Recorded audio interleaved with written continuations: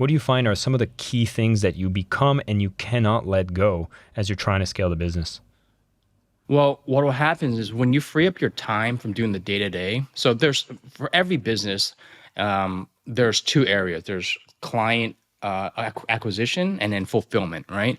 I found that when I remove myself from there, it's just creating efficiencies for your team. So I'm almost like a support for my team. But then when it's fully functional and both sides are growing, like my SEO agency is virtually, I don't spend more than an hour a week in that agency other than, reporting back or looking at numbers. So that frees up all this creativity in my mind. So last year when I experienced that, I was like, oh man, I don't know what to do. So invested all that time into myself. Brazilian Jiu-Jitsu, meditation, breath work, all that in Bali. And after a few, 3, 4, 5 months of that, I was like, all these fresh new ideas and inspiration came back. And I'm like, I want to start this. So what it does is you can still grow your business, but you don't have to be the main driver in that business. Once you get it to where it's automating and growing, you can now start other things that aren't reliant on just money. It can be an interest base or a passion. You can pick up hobbies. You can spend more time with your family. And so that's, I think, the essence of why we even start businesses is to spend time. It's freeing up your time to do the things that you really love and you want. So right now, my complete calendar is based on trying to maximize as much time as I can, spending the time doing the things I love. Well, I hear you say this, and it sounds like that's probably the goal for so many of the people listening to this podcast right now, going like, yep, that sounds good. Sign me up. That's where I want to go.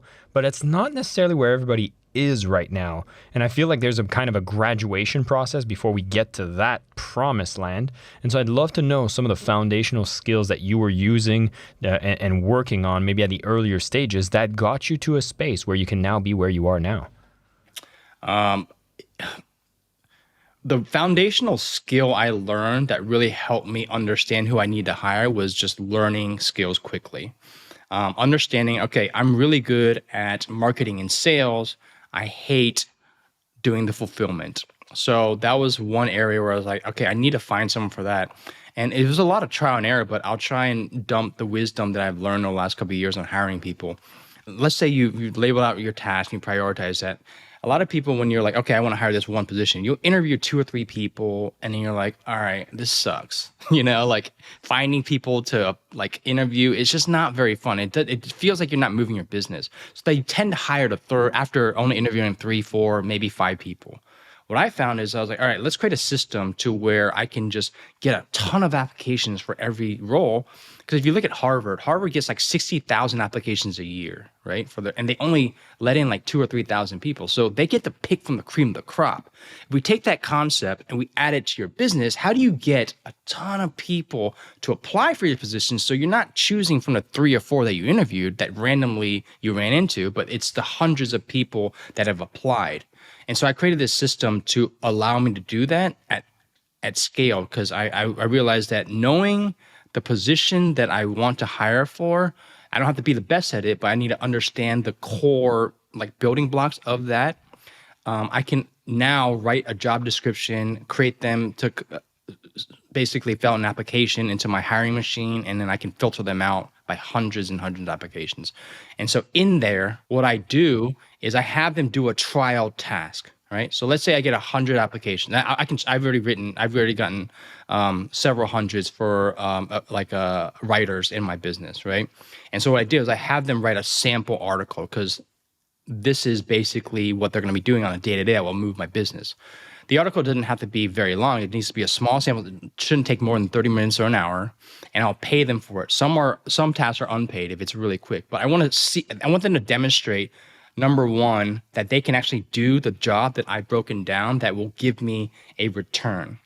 And the return is based on a rule of thumb I have, which is a 5x rule of thumb. So everyone you hire into your business needs to give you at least 5x return, not just revenue. So let's say you hire someone for $1,000. You don't want them to just, they can pay you back, and they can be a good hire in several ways. They can at least bring in $5,000 in revenue for every month they work with you. They can reduce your expenses by $5,000 a month, or they can save you $5,000 worth of your time. So that's what I use every time I look at a hire. So recap, You want to prioritize all the things in your business that are based on the amount of time it takes you, if you love it, and if it impacts your business. Then the ones that will move the business the most, that you hate doing, that takes the most time, find out those people, that position you want to try and hire for as quickly as possible. Once you use this, I can share the hiring machine with you later, but it goes into in-depth of how you build it.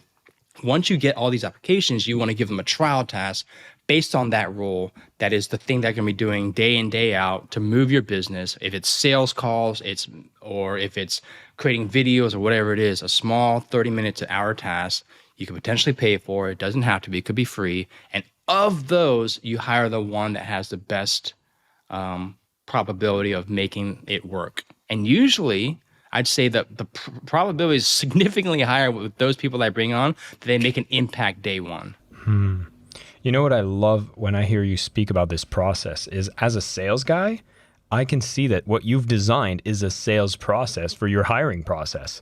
And I think for a lot of times, for some people that have struggles getting clients, it's because they are not in front of enough clients. They don't have enough clients that are applying to potentially be hired by you. And I think that's a really interesting mindset to have for anybody who's listening in, saying like, I'm not getting like good clients, or the clients I have don't even want to pay me what I'm worth.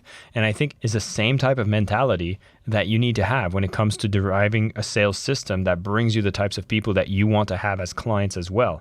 And one of the key things I see in your own hiring process is you're very clear on understanding the task that needs to be done and the value that, needs to be delivered. So it's very clear for someone to understand what your offer is. So you're actually creating offers, but it's for hiring people.